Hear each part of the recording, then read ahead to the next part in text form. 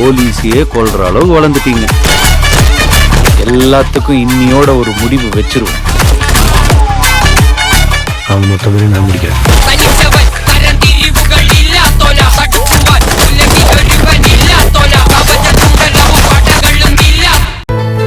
அண்ணி, அண்ணன் தான் இந்த ட்ரெஸ் வாங்கி கொடுத்தான்.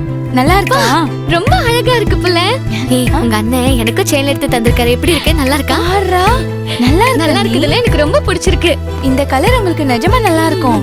இருங்க எப்படி இருக்குன்னு பாப்போம்.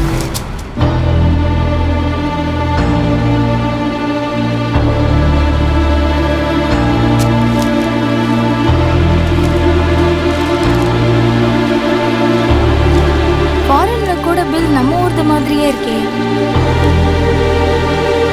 அண்ணி, இது ஃபாரின்ல வாங்கினது இல்ல, லோக்கல்ல வாங்கினது மாதிரி இருக்கு. என்ன புள்ள சொல்லுத? இப்பதான் வராக வெளியூர்ல இருந்து, எப்படி உள்ளூர்ல வாங்கிருக்க முடியும்? இல்ல அண்ணி, இது இங்கதான் வாங்கிருக்காங்க. அண்ணன் வாங்கினானா இல்ல அப்பா வாங்கினாரான்னு தெரியலையே. இங்க குடு, புடவைய குடு. அதெல்லாம் ஒண்ணும் இல்ல. அவங்க எங்க வாங்கினா என்ன இப்போ?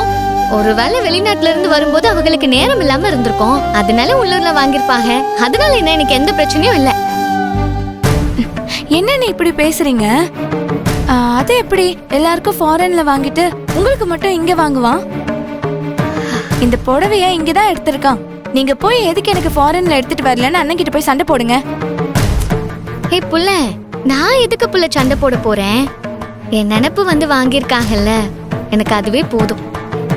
அண்ணி, அவன் ஃப்ளைட்ல சுத்துறது எல்லாமே உங்களாலதான். உங்களை நல்லா ஏமாத்திட்டு அவன் லைஃபை என்ஜாய் பண்ணிட்டு இருக்கான் அண்ணி. நீங்க அவன் என்ன சொன்னாலும் நம்பிட்டு இருக்கீங்க. என்னைய யாரும் ஏமாத்த முடியாது புள்ள. ஏமாத்த முடியாதா? இப்ப வரைக்கும் ஏமாந்துட்டு தான் அண்ணி இருக்கீங்க. ஏமாற்றம்னா என்ன? நம்ம ஒருத்தர் மேல ஆசைப்பட்டு அது நமக்கு கிடைக்காம போச்சுன்னா ஏமாற்றம். நான் தான் எதுக்குமே ஆசைப்படலையே புள்ள, அதனால என்ன யாரும் ஏமாத்த முடியாது. நான் ஆசைப்பட்டது ஒரே ஒரு குழந்தைதே, அதுவும் தங்க மாதிரி எனக்கு வந்து பிறந்திருக்கான், என் அப்பா மாதிரி. அதே அவனுக்கு அப்பா பேரே வச்சுட்டேன்.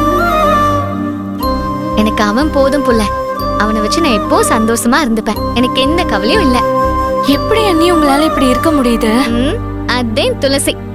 சரி சரி போ, நான் போய் உங்க அண்ணன் கொடுத்த புடவையை கட்டிட்டு வரேன். போ போ.